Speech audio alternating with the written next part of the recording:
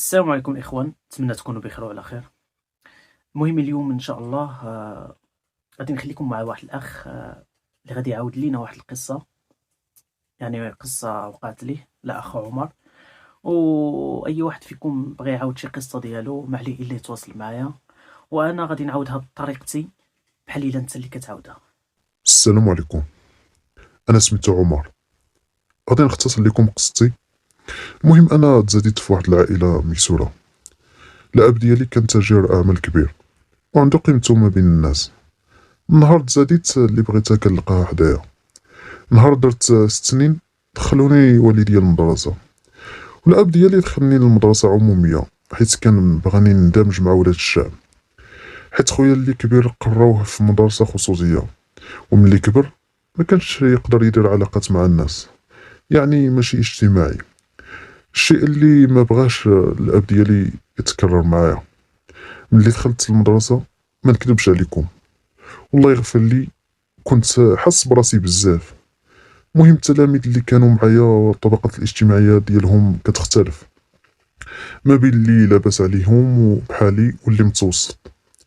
الا واحد معانا وكان سميتو منير، كان فقير لاخر درجه، عمرو ما لبس شي لباس مزيان، كان ديما كيلبس في واحد السروال مقطع من القدام سواء شتا ولا صيف، ربيع ولا خريف، وشي صباط البلاستيك. وكنت كنضحك عليه بطريقه باسله، وديما كنطيح له شي هضره اللي كتنقص من قيمته.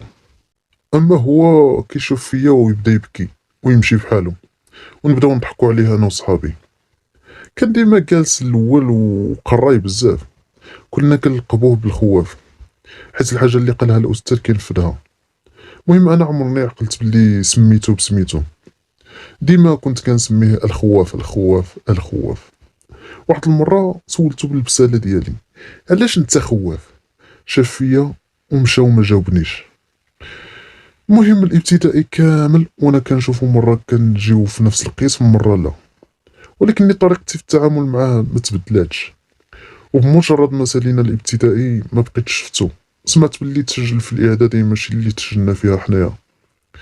داز على هادشي 30 سنه، يعني على الصف الاول الابتدائي، وانا في عمري اليوم 36 سنه. الاب ديالي هذه 15 سنه باش توفى الله يرحمه، كانت عندي 21 سنه. ونهار مشى سبحان الله رزقو مشى معاه، بقينا غارقين في الكريدي انا وخويا والوالده، حتى وسائل النقل المختلفه اللي كانت عندنا ما بقاتش. اما بخصوص قرايتي، انا عمرني قريت بحال الناس، حيت ديما كنت كنقول بابا بابا. وصلت للباك ما درت حتى مجهود، واكيد ما نجحتش، وقررت ننسحب ونوقف الدراسه وانا في عمري 18 سنه. ايوا اش نديرو؟ جمعت شويه د الفلوس وبديت كنبيع في الحوت كل نهار وكيفاش، مره هكا مره هكا.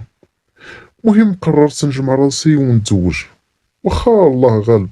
مهم ندي شي بنت الناس تكون درويشه تجمعني وتساند الوالده في محين الزمان. ملي وصلت 25 سنه تزوجت بواحد جارتنا، وولدات معايا 2 وليدات. ولدي الكبير سميتو انوار. ملي دخلتو الابتدائي طبقات المقوله ديال كما تدين تدان، حيت صحابو كانوا كيضحكوا عليه حيت ما كانش كيشري الحلوى بزاف والادوات بزاف. المهم هادو شي دراري 2 خوت و2 ولاد عمهم من عائله برجوازيه، واخا كانوا صغار كانوا بحال الجنون.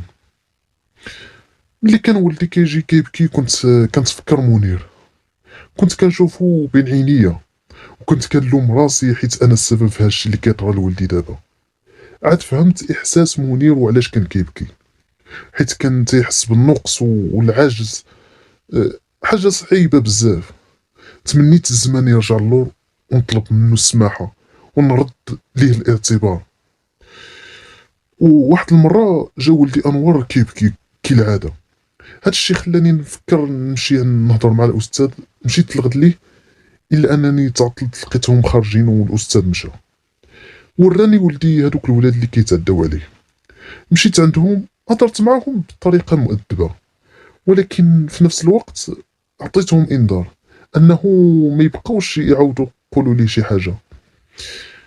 لغد ليه في الصباح كيف العاده فقت في الصباح بكري نمشي نجيب الحوت اللي نبيع.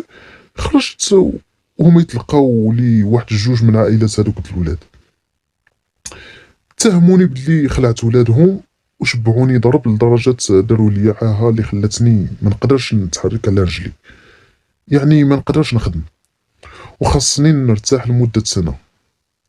رفعت عليهم دعوة، ولكن كنت في كل مرة كنفكر نتراجع حيت لقيت راسي كنتعامل مع ناس لاباس عليهم، أكيد عندهم معارف صحيحة. أما أنا مول الحوت شنو نجيب من هاد المحاكم؟ كنت باغي نتراجع، ولكن مراتي قالت لي غيقولوا عليك جبان، خليك متمسك في الدعوة واللي كتبت غتكون. وصلت تاريخ الجلسة، مشيت أنا وعائلتي، دخلت وتقابلت معاهم وانا كنحس بنقص كبير، حيت كنت ضعيف بزاف، حيت من غير الله ما عندي حد، والفلوس هما اللي كيهضروا في هذا الزمان.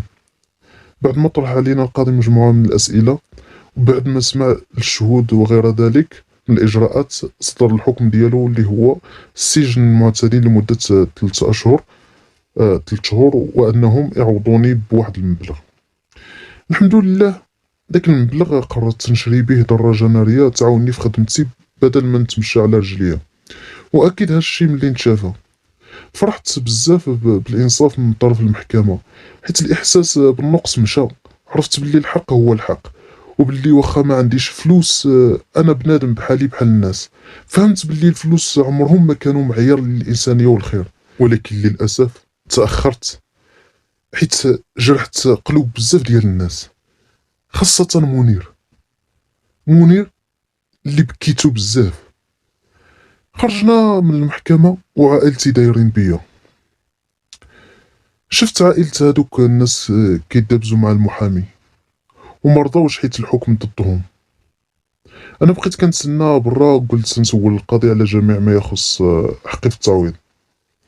ملي خرج مشيت عنده، طرحت عليه بزاف ديال الاسئله اللي كتعلق بالتعويض، وجاوبني وخديت منه معلومات. وانا ملي كنت غادي نمشي عيط عليا وقال لي سي عمر. درت عنده وقال لي بقى جواب واحد مازال ما قلتوش، هو انني خواف، حيت كنخاف من الله، وهذا الشيء اللي خلاني نحكم بالعدل اليوم ونصفك.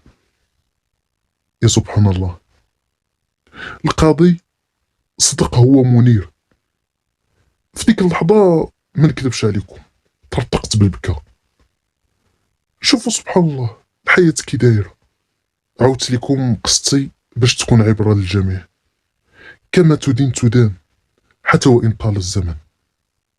بنادم خاص يكون قلبه بيض، ويبغي الخير لخوه المسلم، وما يتكبرش، حيت الدنيا دوارة. وشكرا لك خويا، وشكرا لكم جميعا. كما تدين تدان، حتى وإن طال الزمن. نتمنى هذه القصة تكون عجبتكم وخديتوها عبرة. وشكرا للأخ عمر على هذه القصة الجميلة اللي فيها عبرة جميلة. وكما قلت لكم، اللي عنده شي قصة ديالو بغى يعاودها ما عليه إلا يتواصل معايا، وأنا إن شاء الله غادي نقدمها بطريقتي، نعاودها بطريقتي بحال إلا أنت اللي كتعاودها.